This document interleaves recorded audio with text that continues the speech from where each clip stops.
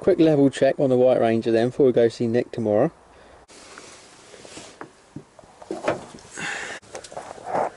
So she's all good to go to Bedford tomorrow and see Nick take his engine out. Here we are then, we're at the marina. We've got Nick's second truck here and we're going to pull the engine out of it. So she's close, not quite out yet. We're just going to lift her out. We've got this bottle jack underneath the transmission so that once she's up we can put the bottle jack on the transmission and then slide the engine off the gearbox once we're out of these lugs in the chassis. So, yep. Want to go on camera?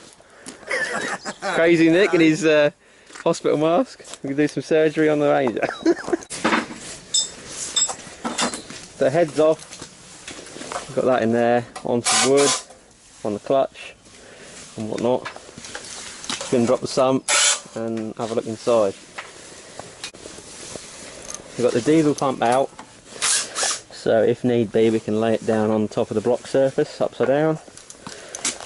Yeah, car park rebuild. Nick's taking the sump off.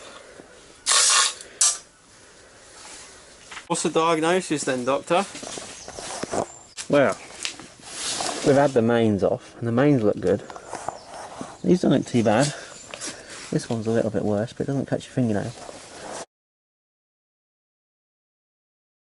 And this one's just mudded.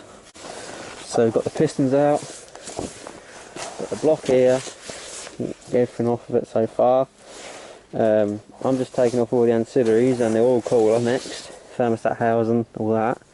Get that side stripped, and then we're going to get crank pulley off, front timing cover off, front timing case, and then we're going to pull the balance shaft out, all the gears, oil pump, and basically get it down to a bare block because we've got to pull the crank out. We've got to get everything out to get the crank out. So for a few extra bolts, we'll get it down to a bare block, and then Nick can see what he wants to do with it. Whether he wants to get it rebored, just get it freshened up with a hone. New set of rings. We'll see what we're going to do. The trouble with this engine business is that it starts to get pretty expensive pretty quick. So, number one, conrod. Absolutely rebarbed. New conrod, 60 quid. Say you need 4 of them. That's then 240 quid. Crank regrind. It's 190. To do everything, mains and big ends. Just big ends is 140. So yeah, interesting.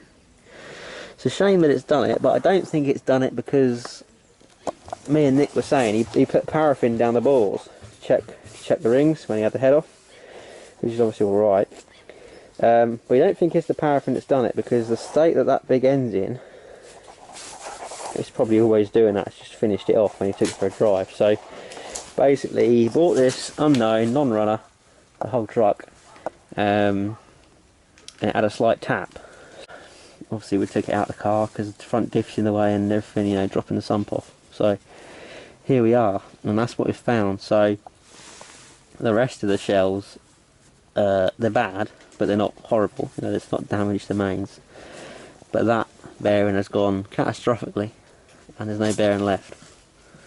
So that's where we're at. And Nick's on T-brake. He's got, what's he got? Some bags to put bolts in. Yes, label it all up. There's a man who knows what he's doing. Wife won't be happy that I'm nicking all of our sandwich bags, but... What sandwich bag? Hmm? I didn't see any. Exactly. So yeah, we're going to pull the crank out and then see what's what. We just got to undo this big bugger. So maybe a length of steel, jam it on that fuck journal in between the block, and maybe we'll get it undone. I just took the engine for a little drive out there, just to get that front nut off because we can't shift it.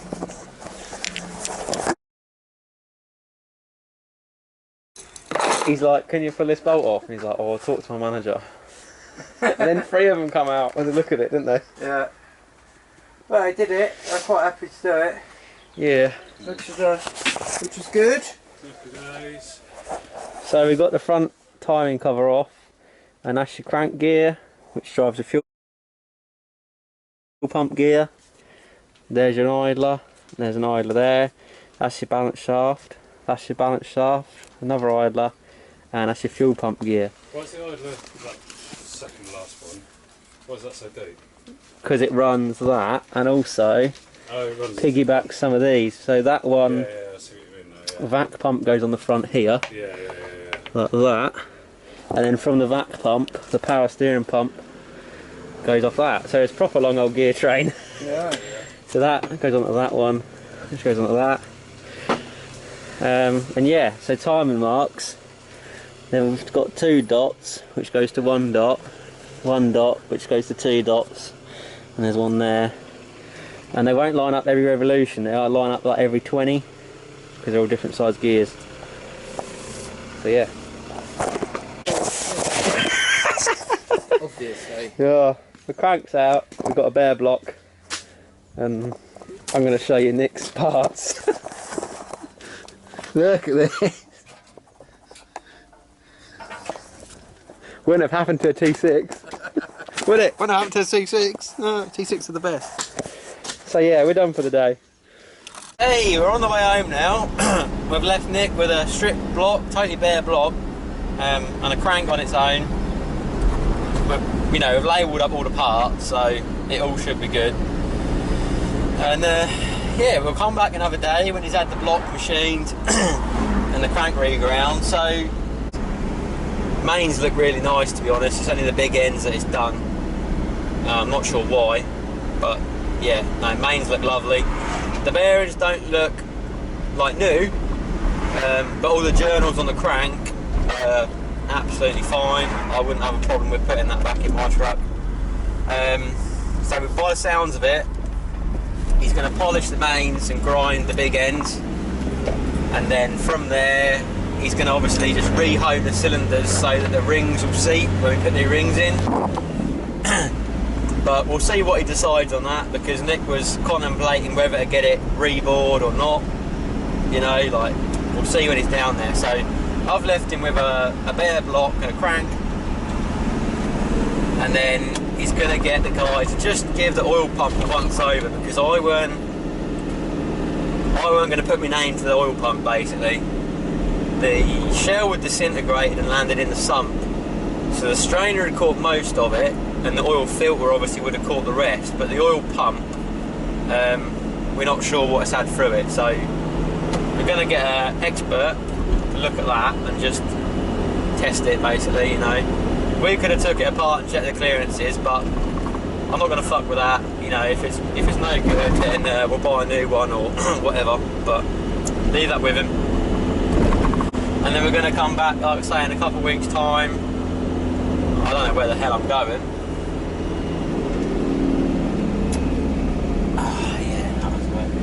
I can't this morning, I've forgotten where I'm going already.